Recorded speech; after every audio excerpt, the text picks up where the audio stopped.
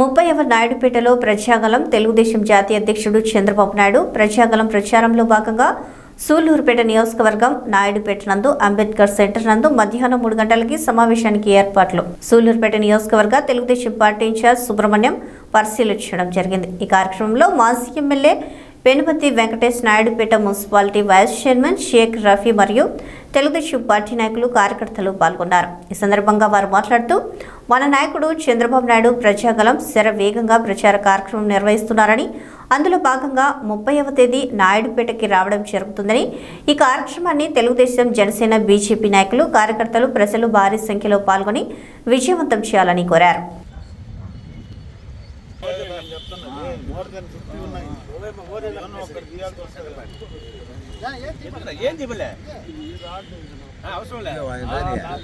అందరికీ నమస్కారం। రేపు ఈ నెల 30వ తారీఖు మధ్యాహ్నం 3 గంటలకి డాక్టర్ బిఆర్ అంబేద్కర్ గారి విగ్రహం కాడ ప్రజాగలం సభ నిర్వహించబడుతుంది। చంద్రబాబు నాయుడు గారిది సూళ్లూరుపేట నియోజకవర్గ ప్రజలందరూ కూడా ఈ యొక్క సభని విజయవంతం చేయాల్సిందిగా ప్రజలకి, మరి అదేవిధంగా టీడీపీ కార్యకర్తలకి, జనసేన కార్యకర్తలకి మరియు బీజేపీ కార్యకర్తలకి, నాయకులకి అందరికి కూడా కోరుకుంటున్నాం।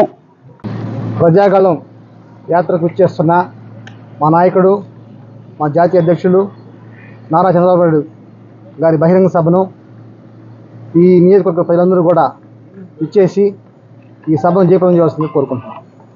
రోజు సుమారు 3 నుంచి 4 నియోజకవర్గాలు సందర్శించి ప్రజల్ని, తెలుగుదేశం కార్యకర్తల్ని సమాయత్తం చేస్తూ ఒక ప్రభంజనంలా ఈ యాత్ర కొనసాగుతూ ఉంది ప్రతి నియోజకవర్గంలో। ఈ నేపథ్యంలో సూళ్లూరుపేట నియోజకవర్గంలో ఈ నెల 30వ తారీఖున 3 గంటలకి మా నాయకులు నాయుడుపేట పట్టణంలోని డాక్టర్ బిఆర్ అంబేద్కర్ గారి విగ్రహం కాడ సమావేశం ఏర్పాటు చేయడం జరుగుతుంది। మరి ఈ కార్యక్రమంలో పట్టణంలో ఉండే యువకులు, అదేవిధంగా చుట్టుపక్కల నియోజకవర్గంలో ఉండే యువకులంతా కూడా పాల్గొని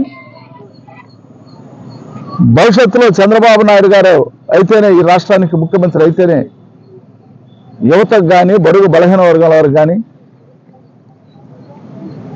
నిరుద్యోగ యువతకు కానీ మంచి జరుగుతుంది। కాబట్టి యువత అంతా కూడా పాల్గొనాలా। ఈ జగన్మోహన్ రెడ్డి ఏ విధంగా మోసం చేశాడో ఒక్కసారి మీరు గుర్తుంచుకోండి।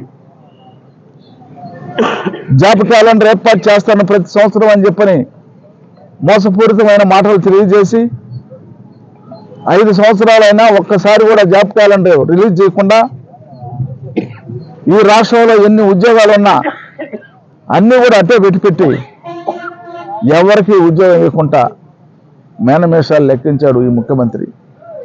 ఒక సాహసం, ఒక ధైర్యం, ఒక భరోసా ఇచ్చే ఏకైక నాయకుడు నారా చంద్రబాబు నాయుడు గారు అని చెప్పని కూడా మనం చేస్తూ ఉన్నాం।